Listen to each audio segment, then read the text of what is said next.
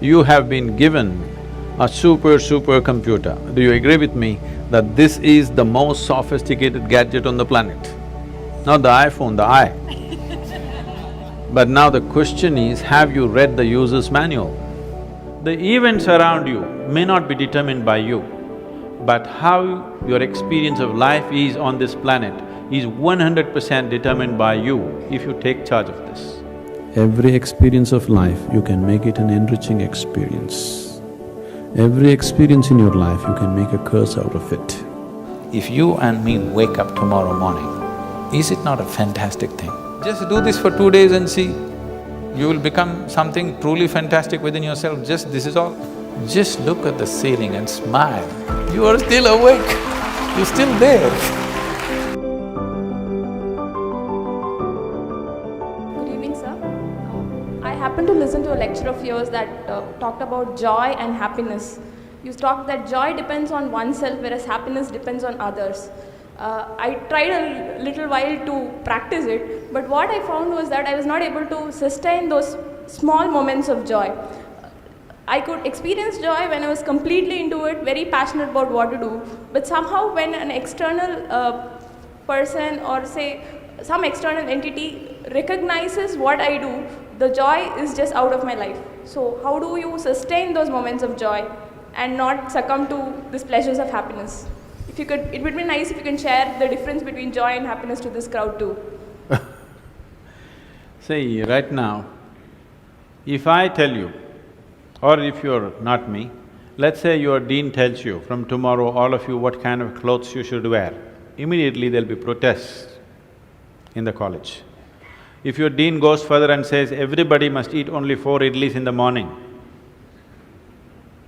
if your dean tells you everybody should get up at 5 o'clock in the morning, let's say he put 10 different rules like this, physical things to do, you will think he is trying to convert you into slaves and you will shout and scream for your freedom, isn't it? But look at yourself and see, right now, somebody else, if they determine what should happen around you, you feel like a slave. But right now, somebody else is determining what should happen within you. Is this not slavery? Somebody can decide whether you're happy or unhappy. Is this not slavery? Somebody can decide whether you will be a pleasant human being or an unpleasant human being. Is this not slavery? What happens within you, somebody else determines. This is the worst form of slavery, isn't it? Isn't it so? It is just that because everybody is like that, it seems to be normal. It is not. It is not normal. Just because everybody is like that, it does not become normal. This human being, life around you will not happen, will never happen 100% the way you want it. And it should not happen. Because if everything happens the way you want it, where do I go? I'm very happy it's not happening your way. And now that you're a student, you're still a student, I believe about 60–70% is happening your way. When you get married, the percentage will get reversed.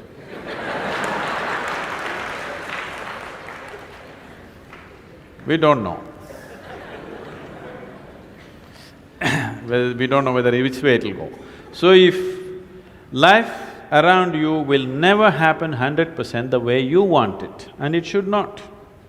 Unless you're living with machines, life will not happen and even those machines will freak on you, isn't it?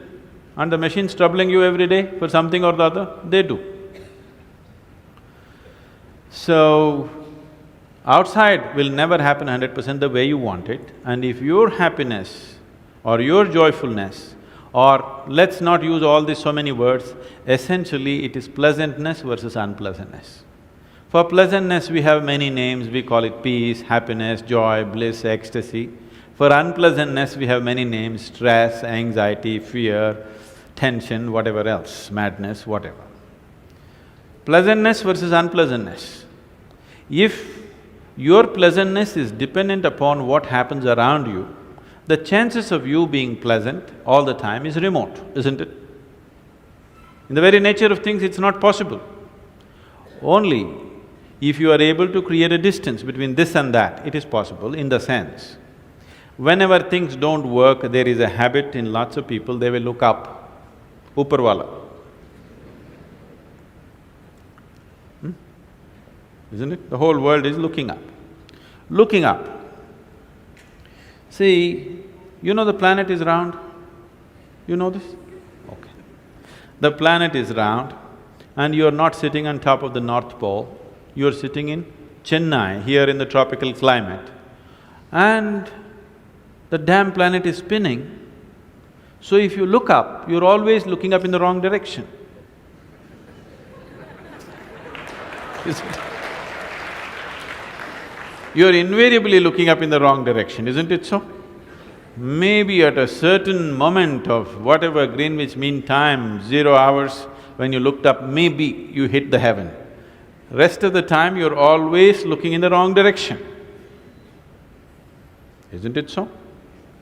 So in this cosmic space, is there somebody who knows which is up and which is down? Does somebody know? Huh? Is there somewhere, is it marked this side up? Nobody knows which is up, which is down, it's just an assumption, isn't it? Do you know really which is north, which is south? In the real sense, do you know what is north and south? It is just for our convenience, we just fixed it, isn't it? Yes or no? Do you know what's east and west? No. Do you know what is forward and backward? You do not know. None of these things you know. There is only one thing you can be certain of right now, this is, you know what is outward, what is inward. This one thing you're sure, isn't it? This is inward, this is outward. This is the only privilege you have. What is outward, what is inward, this is all you know. Just in case someday if you get enlightened, you will lose that also. Yes, that's what happened to me. Now I don't know which is inward, which is outward, which is me, which is not me, that's why I'm all over the world. Because I don't know whether this is me or that is me. So, now you say, I know what is inward, what is outward, let's examine this a little more. Can you see me right now, all of you? Can you see me? Just point out where I am. Use your hands and point out. Can you see me? Oh, you got it wrong. You know I'm a mystic. You're getting it completely wrong. Now, this light is falling upon me, reflecting, going through your lenses, inverted image in your retina, you know the whole story, right? Where do you see me right now? Within yourself. Where do you hear me right now? Within yourself. Where have you seen the whole world? Within yourself. Have you ever experienced anything outside of yourself? Everything that ever happened to you, darkness and light happened within you, pain and pleasure happened within you, joy and misery happen within you. Have you ever experienced anything outside of yourself? No. So what I am asking you is, what happens within you? Who should determine how it should happen?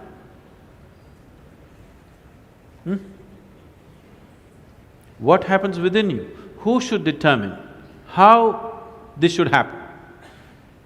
Somebody else? Definitely you should determine what should happen within this, isn't it? So if you determine what's happening within this, your whole experience of life will be determined by you, nobody else but you, isn't it? The events around you may not be determined by you, but how your experience of life is on this planet is 100% determined by you if you take charge of this. If you leave it loose, just about anybody will determine it. They will, not consciously, they also like you by accident. Sadhguruji, then what is it? Okay, so for all of us, how do we live our days? What is the best way to just go about it? Give us in clear, simple sentences, do this and you will be at least on the way to being blissful or happy or aware or living in a nice conscious way. If you just observe, if everybody makes a little effort, everybody take a little time for this piece of life, okay? Not for your family, not for your career, not for something else. Just for this piece of life, give it little time because this is the most important piece of life in your life, isn't it? Yes or no? Yes. Even if you're in love with somebody, still this is the most important piece of life, isn't it? So pay some attention to this. How does it happen? Why have you taken it for granted? Believe me, you're not going to be here forever. I'll bless you with a long life, but you're going to fall dead one day. Yes or no? Yes. So, do not take this for granted. If you wake up in the morning, tomorrow if you wake up in the morning,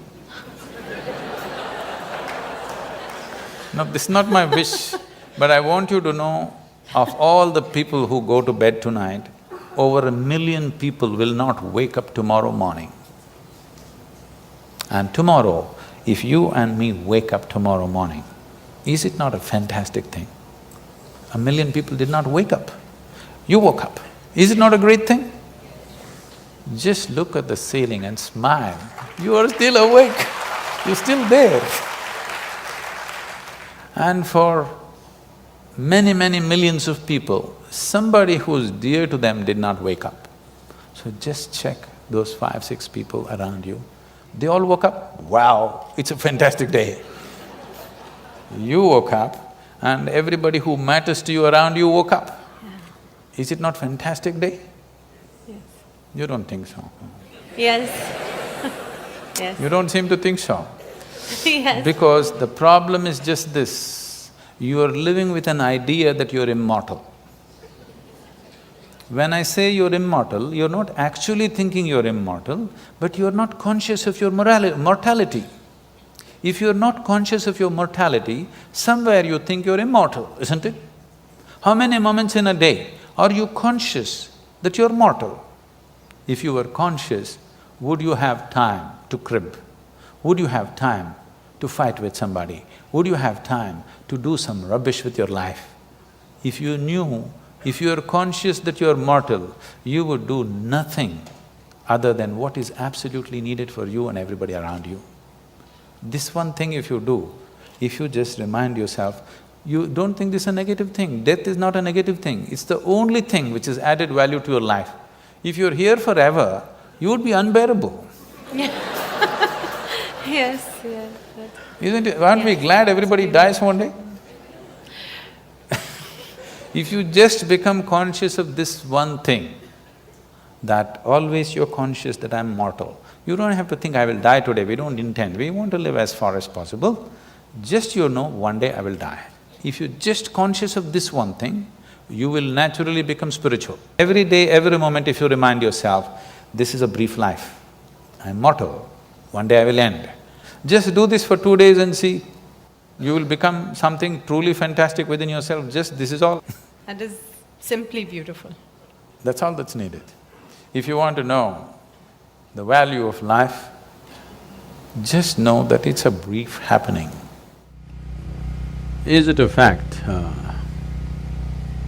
that in the evolutionary process of life upon this planet, you okay with evolution? Okay? Because I come from Tennessee, so I'm asking you. In the evolutionary process, is it true that we as human beings, we are on top of the pile? Of all the creatures, we are supposed to be the peak. Maybe there's something more to be done, but right now we are on the top. But is it also true that whenever human beings utter the word human, they're always talking in terms of, oh, I'm only human. The word human is always related to the limitations of being human. Very few people ever have used this word, I'm human, referring to the immensity of being human. Always the limitations of being human. So, somewhere we miss the fundamental point. The point is this: is it true that every other creature on this planet, a worm, an insect, a bird, an animal, with a millionth of our brain, they're conducting their life process quite well. Hello? Yes. Are they? When I say life process, we are born, they are born, just like that. We grow up, they grow up. We make a living, they make a living. We may reproduce, they reproduce. We do all this with enormous fuss. They simply do it. Yes or no? Yes. Every simple thing, we're doing it with enormous fuss. They're simply doing it. Different various processes of life and death, they're doing it without fuss. We are doing everything with great fuss. Is this a sign of highest level of intelligence, I'm asking? We are supposed to be the most intelligent, and there is no question that we have the most evolved neurological process on the planet, yes? We have the most evolved neurological system that we must be able to sense and feel and experience and perceive, understand and express things in the highest possible way. But no other creature on the planet is struggling like the human creature right now. This is simply because you have been given a super computer. Do you agree with me that this is the most sophisticated gadget on the planet? Yes. Not the iPhone, the I. But now the question is, have you read the user's manual? That's all. People have not read the user's manual for the most complex machine on the planet and somehow blundering through, somehow trying to use it. Everything is a problem. Tell me one thing that human beings are not suffering. If they're poor, they suffer their poverty. You make them rich, they suffer the taxes. If they're not educated, they suffer that. Put them to school, lot of suffering. Not married, they suffer that. Get them married. I didn't say anything. I didn't say a thing, okay? No children, some people suffer that. Children, daily suffering. So you seem to be suffering every aspect of life. So if you offer death, will you go joyfully? No, you will suffer that. So tell me one thing that we are not suffering. Now people weave philosophies, life is suffering. No, life is not suffering, nor is it a joy. It's simply there, it's a phenomena. If you ride it, it feels fantastic. If you're crushed by it, it feels terrible. So are you riding the wave of life or are you being crushed by it? That's all the question is. So for this to happen, what is it that human beings are suffering? I'm sorry, what's your name? Huh? Sky? You're like, oh, you're a big guy. You're a big guy. Sky. When was the last time somebody poked you with a dagger? Even though you're living in Los Angeles. That is a long time ago. So I'm asking you, how much suffering for any individual is actually coming from outside? Minuscule, isn't it? The rest is all on self-help. If they sit, they will suffer, if they stand, they'll suffer, if something happens, they suffer, if nothing happens, they suffer.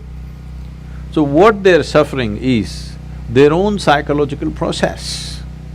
One's own thought and emotion has become such a huge suffering. How you think and feel. How you think and feel, should it not be determined by you? Hello? Yes. What happens within you? Should it happen, not happen the way you want it? Can you see me, Sky? Where am I? Tell me, use one hand and point out where I am. Ah, you got it wrong. You know I'm a mystic, huh? Now, this light is falling upon me, reflecting, going through your lenses, inverted image in the retina, you know the whole story, right? Where do you see me right now? Within yourself. Where do you hear me right now? Within yourself. Where have you seen the whole world? Within yourself. Everything that ever happened to you, pain and pleasure happened within you, joy and misery happened within you, agony and ecstasy happen within you, even light and darkness is actually happening within you. What happens in the world may not happen the way you want it, but at least what happens within you must happen your way, isn't it? So if what happens within you is not happening your way, fundamentally, we have not figured what is the nature of our life. Without understanding even the fundamental of our existence, we are trying to live.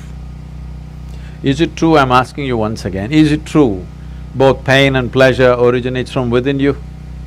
There may be a stimulus from outside, but all human experience comes from within you, isn't it? What's coming from within you must happen your way, otherwise you're just an out-of-control situation. So, my entire work and the fundamental nature of what's offered is called inner engineering. That is, we have engineered the world in so many ways. This has brought us enormous levels of comfort and convenience. Do you agree with me that we are the most comfortable generation enjoying most incredible conveniences that no generation could ever dream of? Yes or no? Yes. What even royalty did not have 100 years ago, today ordinary citizens are enjoying it, isn't it? What is the chariot that you drive, how many horses, huh? Yeah. I'm saying even emperors could not do 400 horses, all right? So, all this is going waste on humanity simply because their experience of life is not enhanced. Because your well-being will never come from outside. From outside, you can create comfort, you can create convenience, but you cannot create well-being. Well-being can only happen from within you because human experience is created from within. Doesn't matter what is the nature of your experience, whatever it is unpleasant or pleasant, both are being made from within you. But if you are in charge of yourself, would you create pleasantness for yourself or unpleasantness for yourself? Highest level of pleasant. If there was a choice between misery and blissfulness, what would you choose for yourself? Please, you must make a choice, I'm going to bless you right now. Misery or blissfulness? Yeah, at least for yourself, it's definitely highest level of pleasantness. What you want for your neighbor may be debatable, depending upon what they did today. But what you want for yourself is 100% clear, isn't it? Why such a simple thing is not happening? Simply because this cerebral activity in the process of evolution, it is new. It is a new happening, this big brain. When I say new, just a few million years, but in the evolutionary scale, it is new. So we have an intelligence for which we don't have a stable enough platform. You don't need anybody to torture you, isn't it? Hello? Yeah. You're on self-help. You don't need any outside help. You can sit in one place by yourself and make a hell out of it. Because your own intelligence is turned against you. You can call it by many exotic names. You can call it misery, you can call it depression, you can call it by variety of diagnosis. But essentially, your intelligence has turned against you. Once your intelligence turns against you, nobody, no power in the universe is going to save you. Because wherever we take you, you will be miserable. Some people are thinking one day they will go to heaven and they will be all right. I'm asking you, do you have any proof that you're not already in heaven and messing it up? Do you have any proof? No. Maybe you're already in heaven and making a mess out of it. Because if you have an out-of-control mind, no matter where you're taken, you will make a mess out of it, isn't it? Just imagine 100 years ago how people lived in this same place and how you're living. Is there any damn thing to complain about in comparison? Hello? No. Oh, but we are whining like crazy, huh? We are whining like nobody else on the planet. So the problem is not of the outside. Outside situations are there. Some situations will go the way we want, some will not go. That's how it is. Even if you're just two people in the family, does everything happen just the way you want it? No, that can never happen. Outside will never happen 100% the way you want it. We can manage it to some extent. But at least what happens within you must happen the way you want it. If right now what happened within you was happening the way you want it, would you keep yourself at the highest level of pleasantness or no? No magic, just engineering. Say, how to address the larger issues of my life. There are no large issues in your life.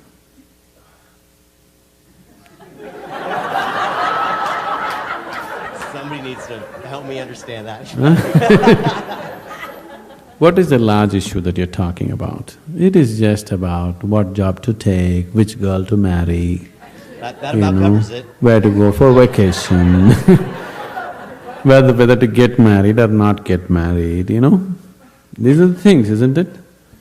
These are not large issues, these are all little things in your life. Yes, oh, is it just a small thing whom I get married to? I'm not saying it's a small thing, but as an issue, it's a small issue, little issue. As a consequence to your life, yes, it has many things. But this is something that human beings have done for millions of years. We have enough experience on these things, isn't it?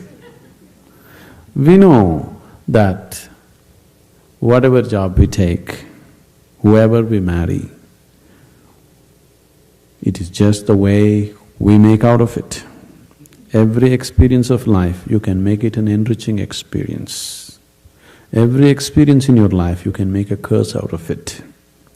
See, there is nothing wrong in your job, whatever job you're doing. There's nothing wrong getting this job, there's nothing wrong in losing this job. There's nothing wrong in getting married, there's nothing wrong in getting divorced. There's nothing wrong in not getting married. There is nothing wrong in anything, there's nothing wrong in this or that. But it is just that you make misery out of it, that's wrong. If you do this, you make misery out of it. If you do that, you make misery out of it. That's what is wrong with you.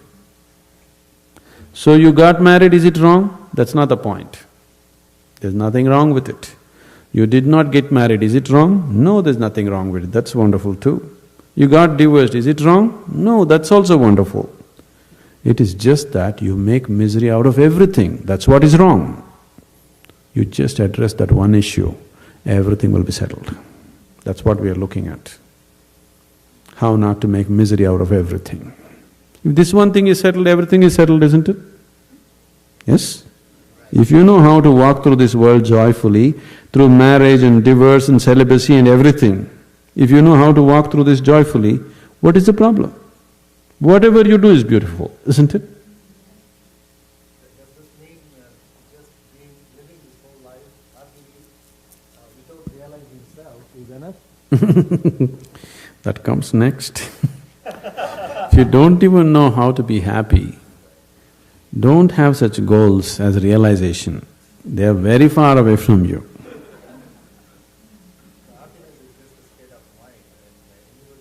See, you are just dismissing something very fundamental to your life with a stupid definition.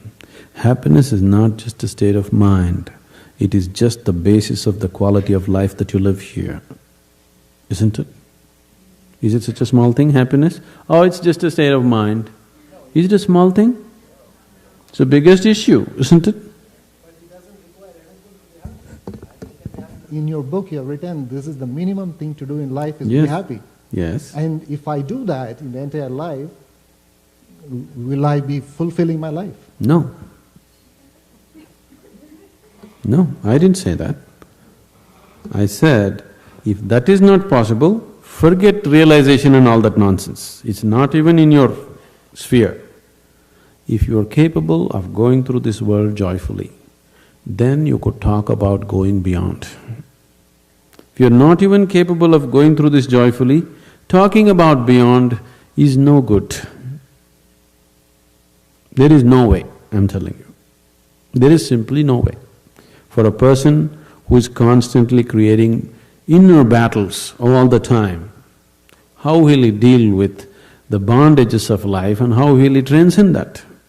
There's no question. It doesn't arise in your life.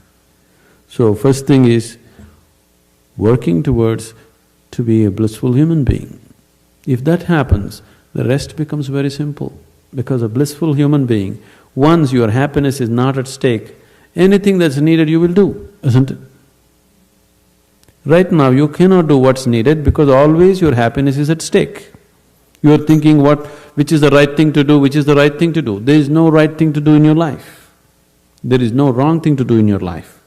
If you know how not to make misery out of everything that you do, whatever you're doing is the right thing. If you're making misery out of everything that you do is the wrong thing. So that's the only issue you have to look at. Others are all petty things. What does it matter which way you do it?